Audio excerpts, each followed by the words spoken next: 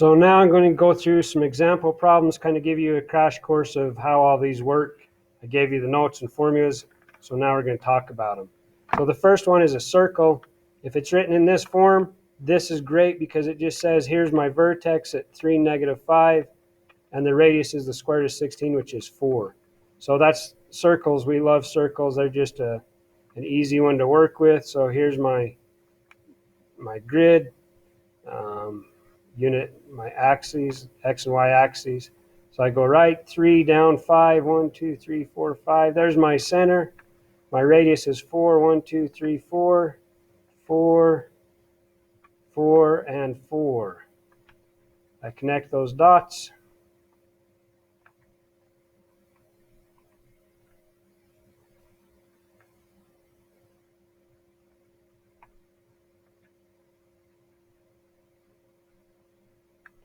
We get something that's kind of in the shape of a circle. And that's it. Now this one is not set up in this form, so we're going to we're going to complete the square to get it to become in this equation, this form, okay? So what I'm going to do is I'm going to group my x's. We've done this before, so hopefully this is a refresher for you. So I group my x's and I move this 4 to the other side. So now we're going to factor, so each of these are divisible by 8. So I take an 8 out of them. Divide these each by 8. So now I say, okay, what's half of 2 is 1, 1 squared is still 1, so I add 1 in here. But I'm really not adding 1 because it's being multiplied by 8. And if I'm adding 8 to the left side of this equal sign, well, to keep the balance, I've got to add 8 to the right side. Okay, so now I come to the next one with the y's. Half of 4 is 2. 2 squared is 4. So I'm adding 4 inside the parentheses, but that parenthesis is being multiplied by 8, so I'm really adding 32 in here. So now what I have is 8 parentheses x minus 1 squared plus 8 parentheses y plus 2 quantity squared. 32 plus 8 is 40. Minus 4 is 36. So remember, we want to get our radius over here all alone. So now we're going to divide everything by 8. So now those cancel off.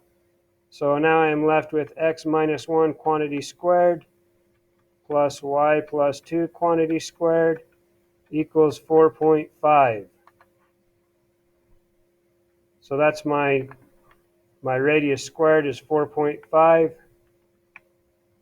So my circle is going to be at 1, -2.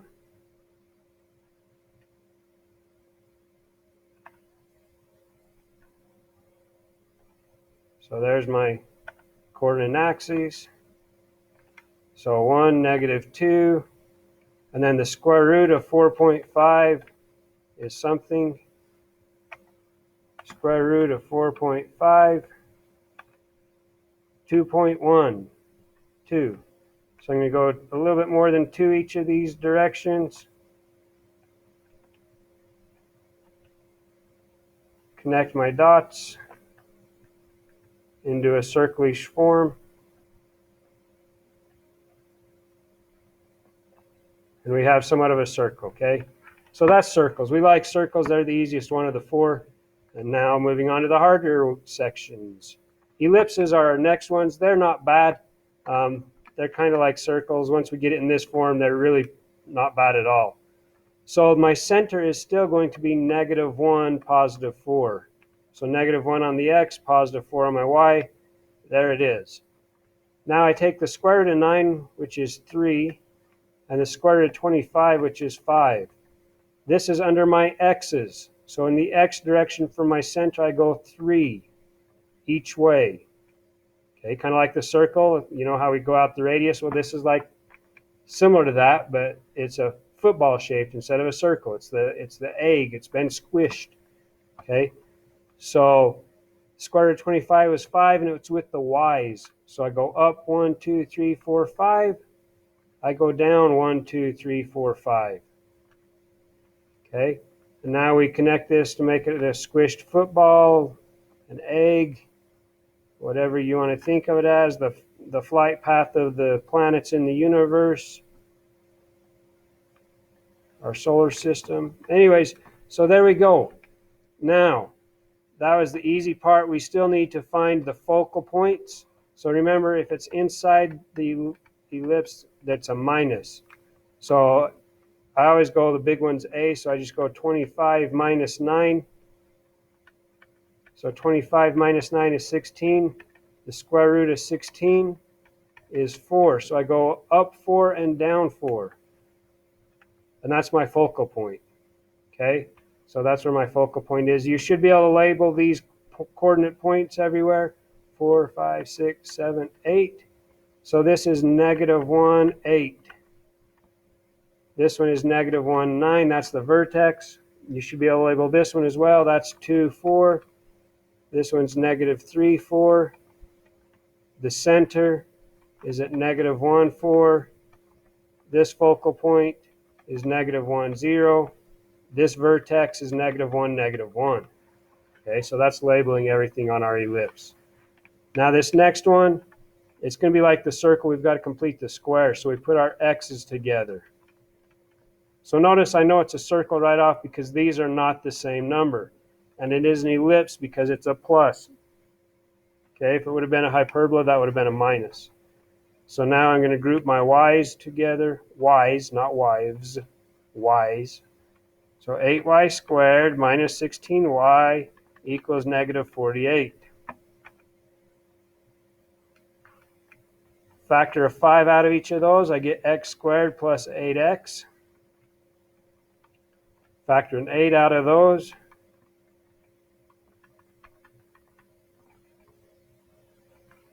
And so now we've got it to that point. So now we take half of this middle number. Half of 8 is 4. 4 squared is 16. But I didn't really just add 16 because it's inside the parentheses. So I really added 16 times 5. So I really added 80. Okay. Now I take half of this -2, which is -1. -1 times -1 is a +1.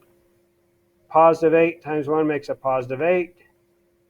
So now I can factor these. So I have 5x plus 4 quantity squared plus 8 times y minus 1 quantity squared. That's the whole idea of completing the square, is it's going to make two of these things, like x plus 4 times x plus 4, and that, if I multiplied it, would make the stuff inside of there.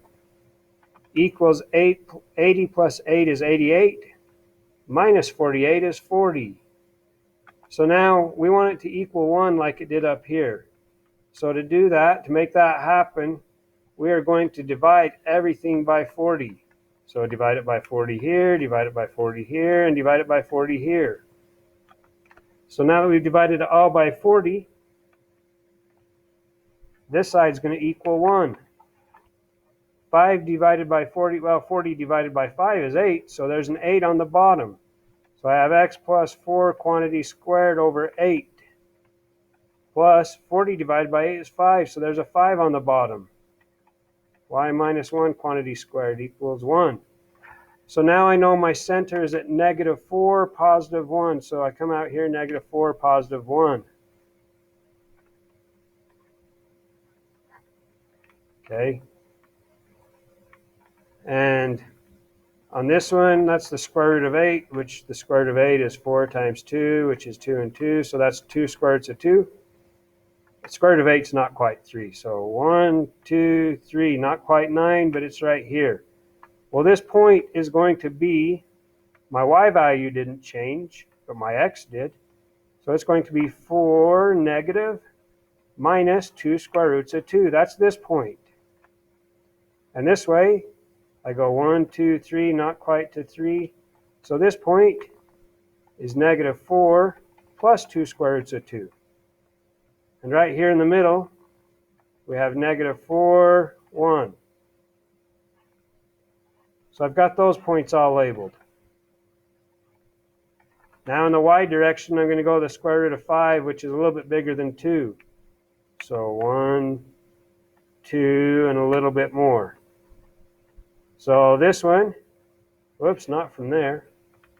Silly rabbit.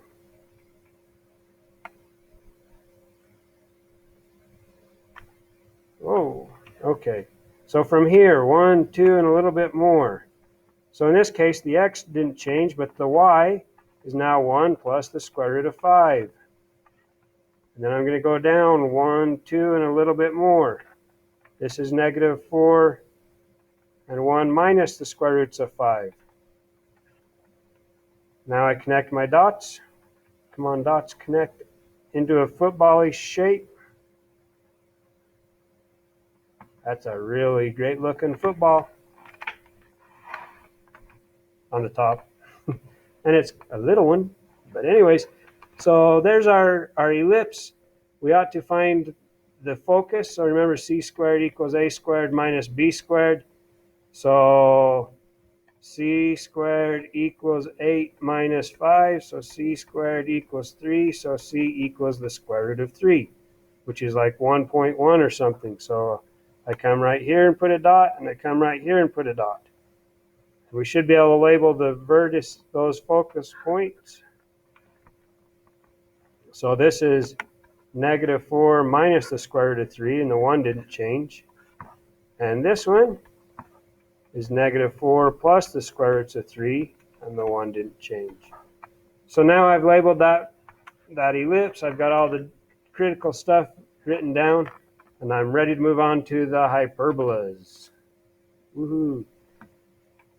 So we like them in this form. They're nice. They're easy to graph. The center is at negative 3, 2. So I come over here, negative 3, 2, and that's my center. And I do these just like I would an ellipse. Now you're looking at this and you're like, hey, it's got a plus between them, but this one's negative, okay? So if one of them's negative and the other is positive, it will always be a hyperbola. But I start the same way as I do an ellipse. The square root of 16 is 4. The square root of 9 is 3. The 4s are with the x, so I go 1, 2, 3, 4. 1, 2, 3, 4. And then on the y's, I go 3. 1, 2, 3. 1, 2, 3. Now here's what's different. We take these and we make a rectangle out of this. Okay? So we just connect all of these dots into a rectangle form. And now what we do is we go from the center and we connect the edges with these dotted dots. These are called asymptotes.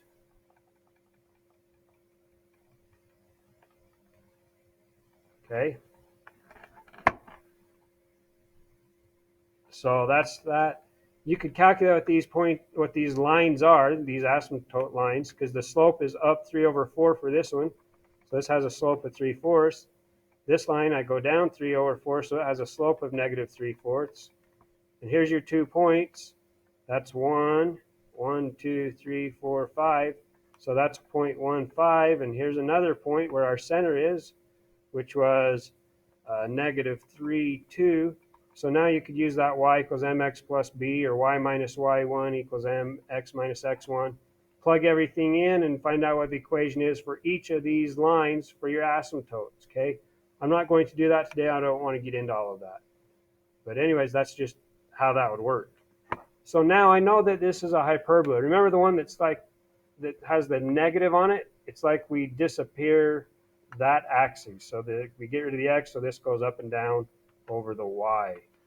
So we are going to draw a parabola on this half. Whoops. And it follows these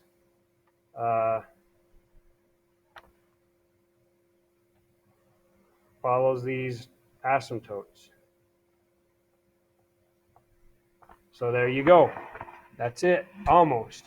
We need to find out where the focus is. It's going to be somewhere up in here and somewhere down in here. So what we do is we say c squared equals a squared plus b squared. So on the ellipse, it's a minus because they're inside, but on a hyperbola, they're outside, so it's a plus. We need to get bigger. So 16 plus 9 is 25. So c squared equals 25. Take the square root of that, and we get that c equals 5. So I come up here, 1, 2, 3, 4, 5. 1, 2, 3, 4, 5. So there's my focus. You know, that's how your solar ovens, your eyeglasses, all those kinds of things, these lenses work.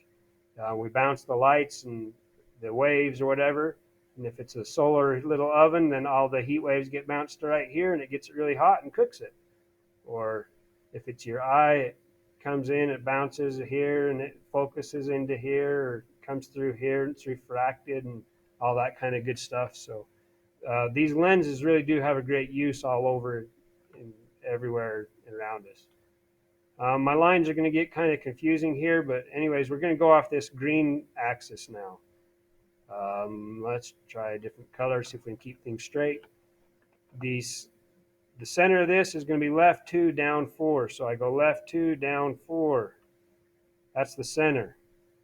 Okay, the square root of 25 is 5. The square root of 4 is 2. So I go in the x direction 5. 1, 2, 3, 4, 5. 1, 2, 3, 4, 5.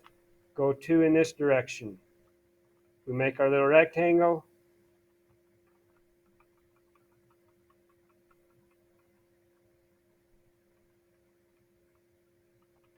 Draw our asymptotes.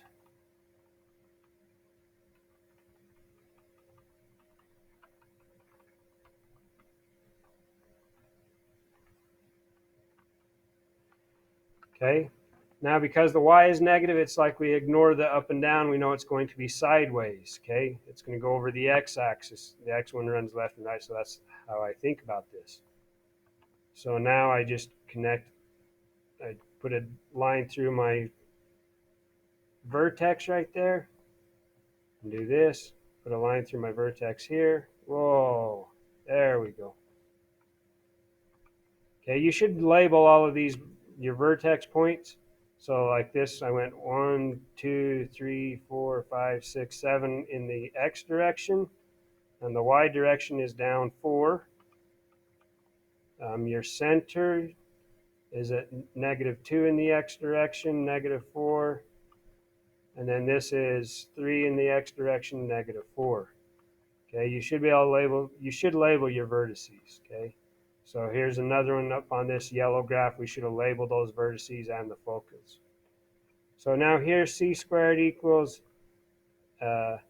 25 plus 4. Remember, it doesn't matter about this sign. You just take these numbers and add them together. So that's 29. So c squared equals 29. So c equals the square root of 29. So it's like right in here. Okay. So this is going to be -2 plus the square roots of 29, -4 for this focus point. And this one is going to be -2 minus the square roots of 29, -4 for this focal point. Okay, so you should label all of your points on this line, and it wouldn't even hurt you to label these. On an ellipse, this is called the minor axis, and this is called the major axis. Minor is small, major is big. Okay. Moving on to the next one, the kind we don't like, where we have to complete the square because it's a lot more work, but we have to do it anyways. So we have 11x squared plus 44x. That's grouping our x's. I know it's a hyperbola because it's a minus on the y squared. So minus 7y squared minus 56x. I mean, y, at least I wrote it right, said it wrong, equals 145.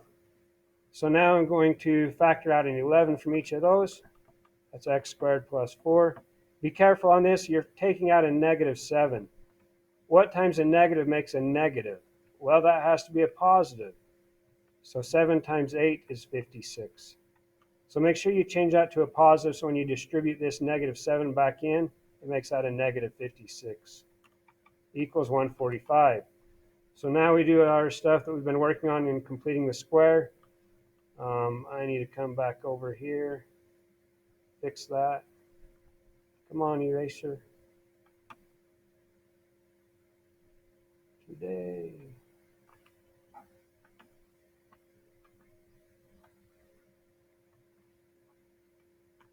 So that's 4x. There we go.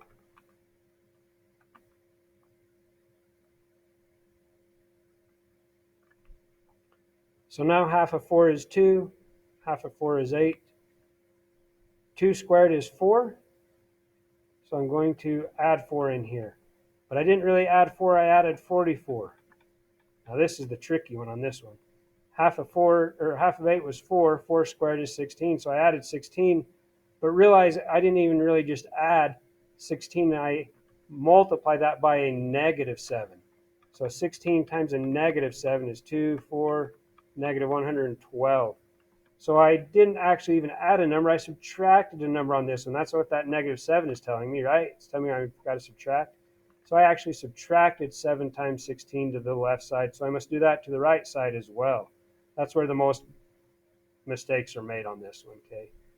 So now what I have is 11, x plus 2 quantity squared, minus 7, y plus 4 quantity squared, equals 145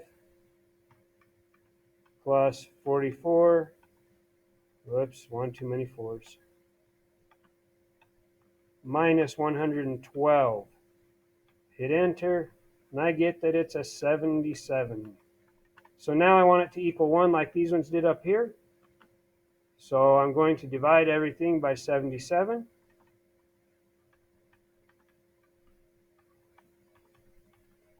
So what I end up with is x plus 2 quantity squared. 77 divided by 11 is 7 on the bottom. Minus 77 divided by 7 is 11. Y plus 4 quantity squared over 11, and it equals 1.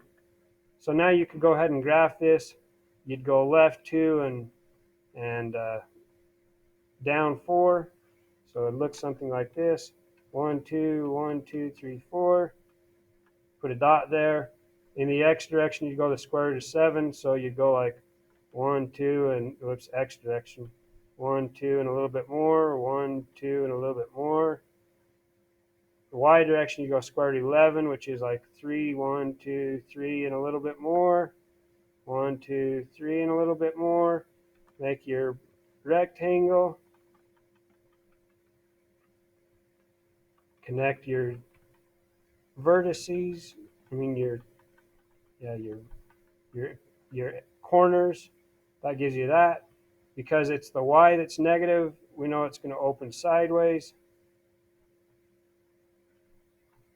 Okay, and then you need to label all of these points. Okay, so that's the quick of a hyperbola.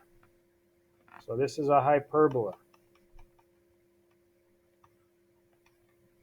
Hyperbola.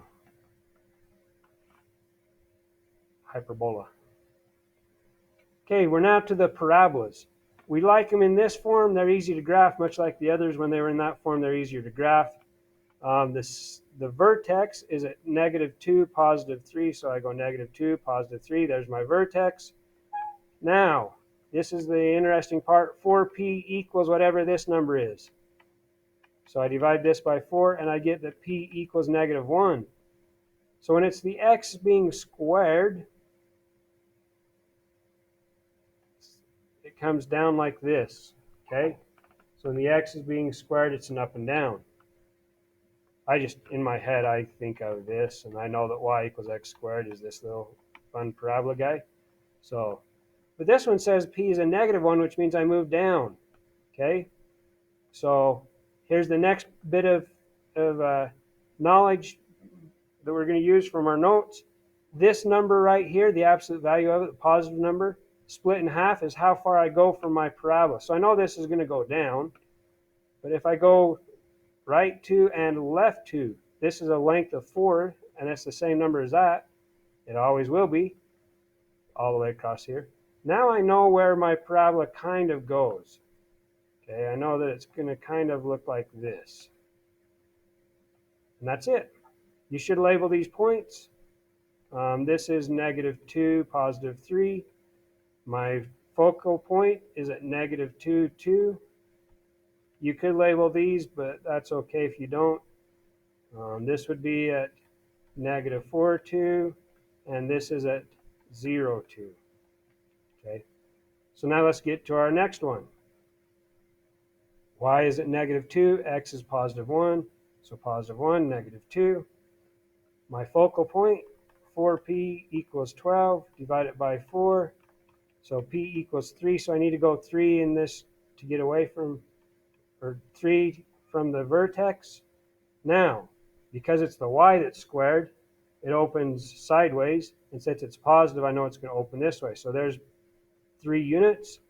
And now I need to go 12 all the way up and down this line. So half of 12 is 6. 1, 2, 3, 4, 5, 6. 1, 2, 3, 4, 5, 6.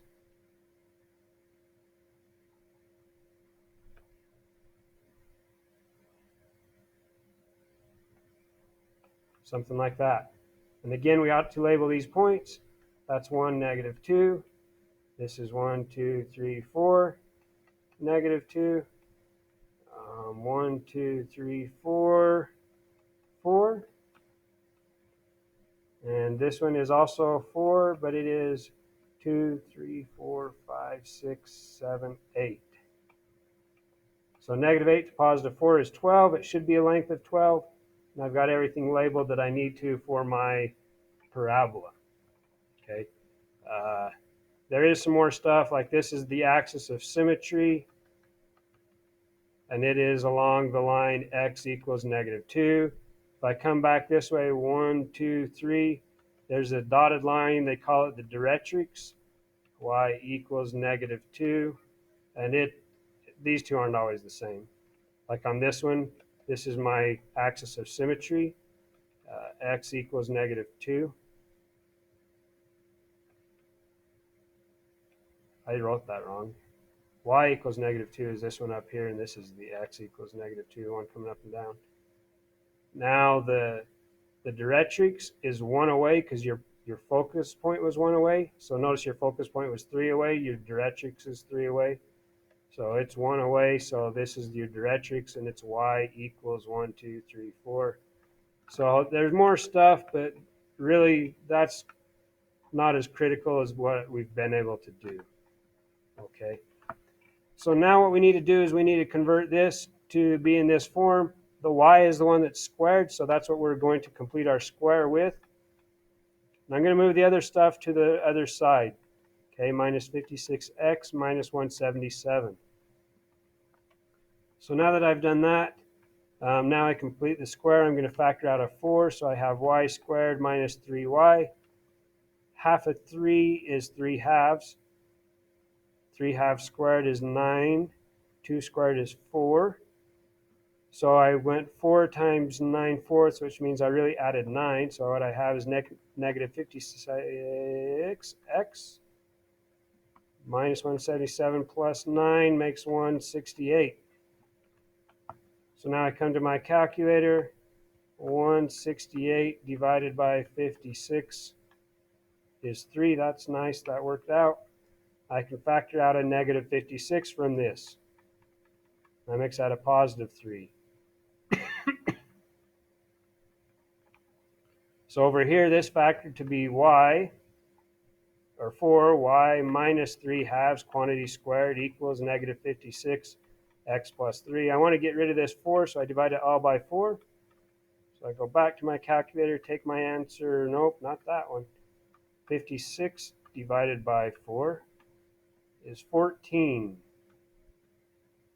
So my final equation for this is y minus 3 halves quantity squared equals negative 14x plus 3. So my vertex is at negative 3 on my x and positive 3 halves here. Woo. Okay. Now, to find the p-value, remember I go negative 14 equals 4p. I divide this by 4. And p equals 4 times 3 is 12. 4 times 4 is 16. That's right in the middle, so that's at negative 3.5. It's the y that's being squared, which means we're going to open sideways. And since it's a negative, we're going to open left. So I go 1, 2, 3.5 right in here. And now this has got to be 14 between these two. So that means I go 7 up. 1, 2, 3, 4, 5, 6, 7. Heads up, 7 up, huh? 1, 2, 3, 4, 5, 6, 7. And we connect our dots. We label our vertices, negative 3 and positive 3/2. Label our focus. That's 1, 2, 3, 4, 5, 6. So negative 6.5 and 3/2, or 1.5, whatever way you wanted to see it. So anyways, that's the example of all these conic sections and how we manipulate them and how we graph them. And that's the crash course for the conics.